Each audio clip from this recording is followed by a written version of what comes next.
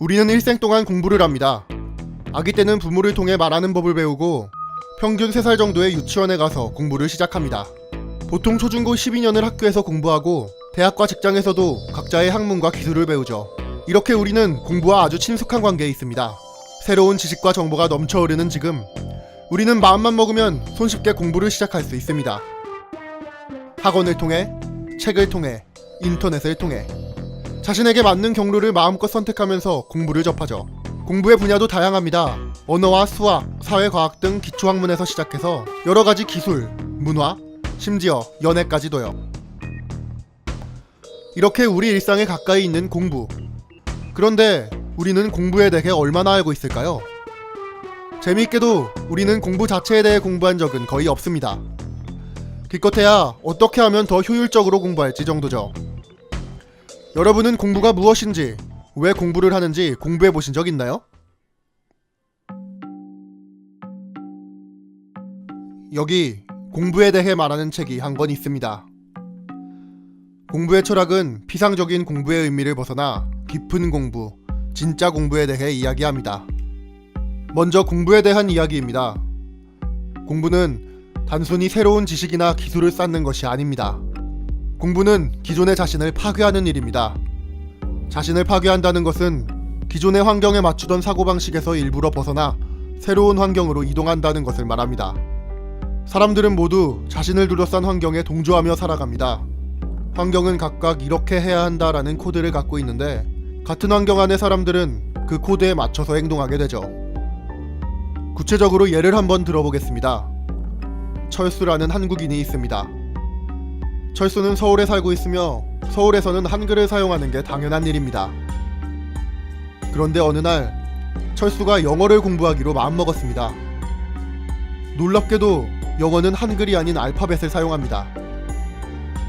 철수는 지금까지 한글을 사용하는 것이 당연하다고 생각했지만 영어를 할 때는 한글이 아니라 알파벳을 써야 한다고 생각하게 됩니다.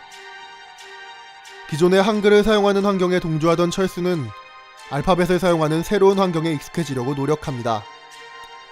그리고 이 노력을 영어 공부라고 부릅니다.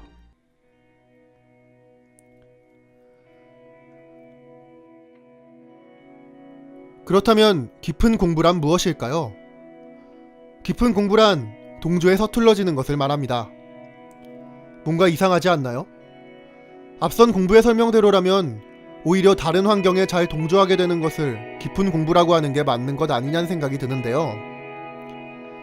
역설적이게도 동조에 서툴러지는 것이 바로 다른 환경에 동조를 잘하게 되는 상태를 만들어줍니다.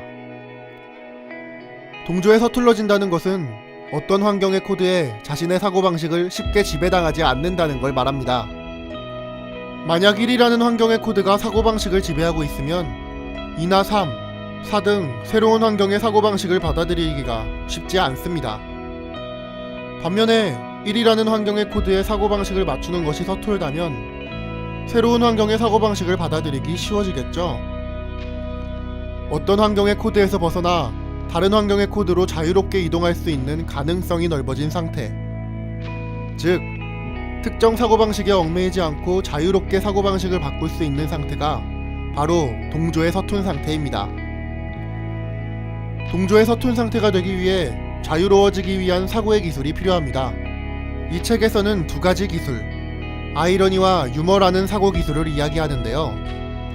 간단히 설명하면 아이러니는 근거를 의심하고 진리를 추구하는 것을 말하고, 유머는 하나의 주제를 다양한 시각에서 보는 것을 말합니다. 아이러니와 유머에 대한 깊은 설명과 예시, 그리고 그것을 활용해 공부하는 방법을 알고 싶으시다면 직접 이 책을 읽어보시길 추천드립니다. 공부가 무엇이며 깊은 공부를 위해 무엇을 해야 하는지를 말하는 책, 지바 마사야의 공부의 철학입니다.